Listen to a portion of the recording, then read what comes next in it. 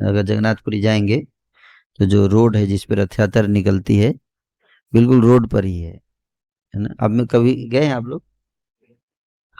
कई बार हम लोग जाते हैं तो उसी में रुकते भी हैं, उनके जन्मदिन जन्म स्थान पर, भक्ति सिद्धांत ठाकुर के ना। बहुत अच्छा मठ है, बना हुआ गौड़ी मठ। और रहने की भी व्यवस्था है वहाँ।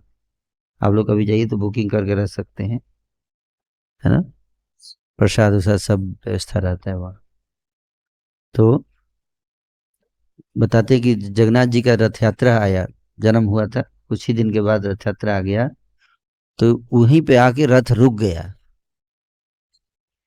और एक दिन हो गया, 2 दिन, रथ आगे बढ़ ही नहीं रहा है। हाथी घोड़ा सब लगा दिया खींचने के लिए, आगे नहीं बढ़ रहा था रथ। तो भक्ति विनोद ठाकुर जी सोचे कि यही मौका है। उस समय वहां के डीएम थे, डिस्ट्रिक्ट मजिस्ट्रेट भक्ति विनोद ठाकुर। तो वो सोचे कि अपने पुत्र को लेकर आता हूँ और जगन्नाथ जी के थोड़ा आशीर्वाद दिला देता हूँ, वैसे भी रुके हुए हैं। तो जैसे ही लाए विमल प्रसाद, पुत्र का नाम क्या रखा, विमल प्रसाद को जैसे ही लेकर आए और चरणों में जगन्नाथ जी के रखा, तुरंत जगन्नाथ जी की माला ऐसे टूट कर गिर गई,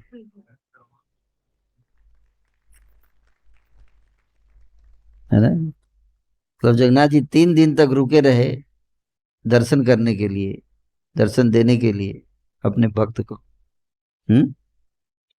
3 दिन तक रुके रहे कि मेरा भक्त आया है, उसको दर्शन देकर ही जाऊंगा आगे, है। कोई समझ नहीं रहा था, है ना, कोई समझ नहीं रहा था।